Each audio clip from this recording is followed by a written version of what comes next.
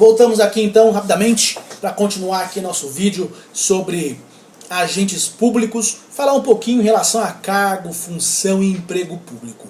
O cargo público, ele é o lugar dentro da organização direta, autarquias e fundações públicas que, ocupado por servidor público, tem funções específicas e remunerações fixadas em lei ou diploma ela equivalente. O cargo então é um lugar que tem. Tanto que o prefeito, o administrador, ele pode criar o cargo, atribuir a função, tá certo? E depois preencher aquele cargo por meio de concurso público. Eu não posso fazer um concurso público antes de ter o cargo criado, porque o cargo é um lugar, ele tem que estar ali e ser ocupado, né? Ele pode estar vazio, lógico, mas tem que preencher depois por meio de concurso público, mas ele é um lugar, ele está ali, é o cargo público, é o cargo de analista judiciário, é o cargo de técnico judiciário, é um cargo que vai ser preenchido ou está preenchido por um servidor público com funções específicas e com uma remuneração fixada na própria lei que criou aquele cargo, tranquilo? Já a função pública é a atividade em si mesma, ou seja, a função é sinônimo de atribuição e corresponde às inúmeras tarefas que constituem o objeto dos serviços prestados pelos servidores públicos, tá certo? E o emprego público é a expressão que utilizamos para identificar a relação funcional trabalhista, ou seja, é a pessoa que também, embora tenha entrado aí no serviço público com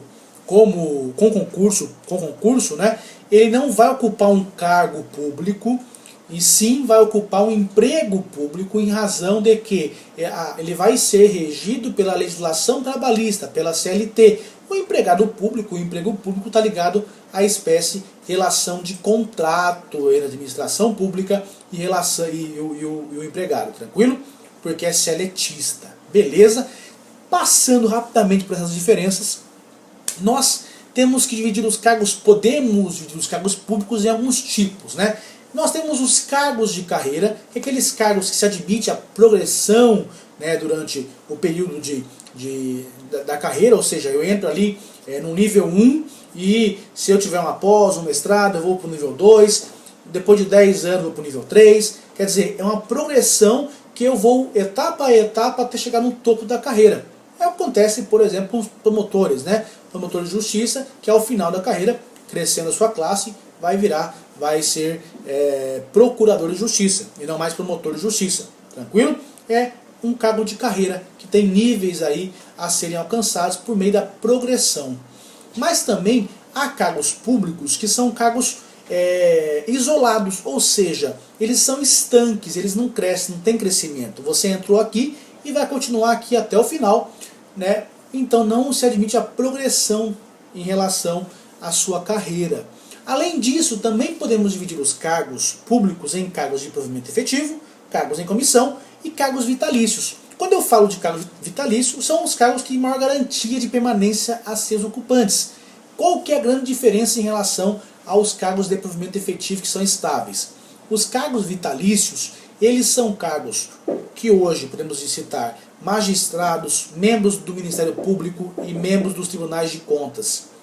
São cargos que a pessoa só vai perder aquele cargo, como regra, mediante um processo judicial, tá certo? Então não é possível a extinção do vínculo aí, em tese, a priori, a extinção do vínculo por exclusivo processo administrativo, salvo naquele período inicial até a aquisição da prerrogativa, o estágio probatório, né? Até alcançar essa vitaliciedade, ele vai ser demitido por processo administrativo disciplinar.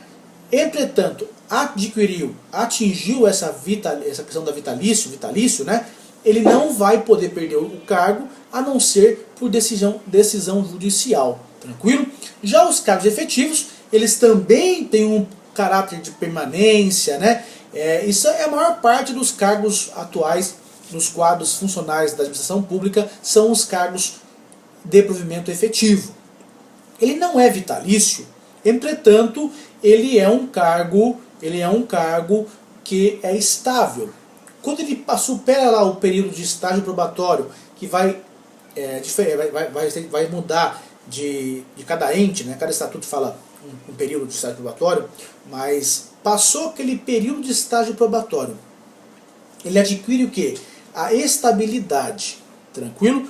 E aí ele só vai poder perder esse cargo, segundo a Constituição Federal, mediante uma sentença judicial ou um processo administrativo em que lhe seja facultado a ampla defesa, o contraditório, tá certo? E também, uma novidade depois de 98, que também se pode perder aí o cargo estável em virtude da avaliação negativa de desempenho, conforme está na Constituição hoje, que foi, a redação foi incluída pela Emenda Constitucional 19 de 98.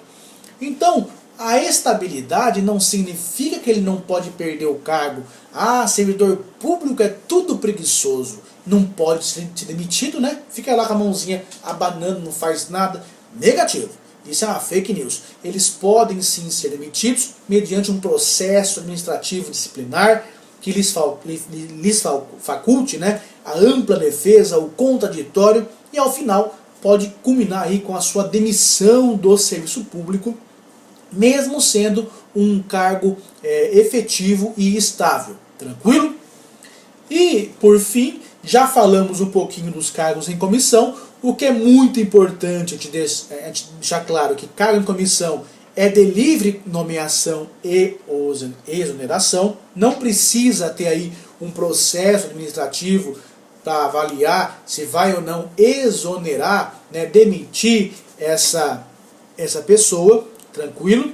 E só pode cumprir funções de chefia, direção e assessoramento. Todas elas de caráter específico dentro das funções administrativas. Aliás, é muito importante, tá, que não se pode ter cargos em comissão que se confunda com cargos técnicos, com cargos de provimento efetivo, como por exemplo, perito, auditor, médico, motorista. Ou seja, nós não podemos criar um cargo em comissão para um cargo que é de natureza puramente técnica, não é de natureza de confiança, de chefia, de assessoramento.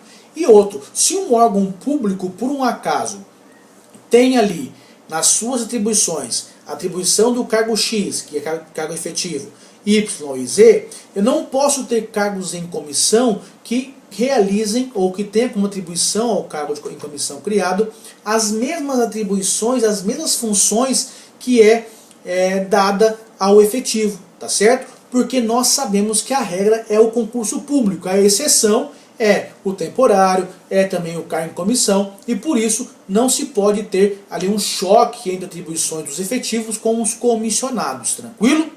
No próximo vídeo, ou aliás na próxima aula, né, nós vamos ver um pouquinho em relação ao concurso público, suas características, e também um pouquinho em relação à investidura do servidor público. Tranquilo? Muito obrigado pela sua atenção e até a próxima aula.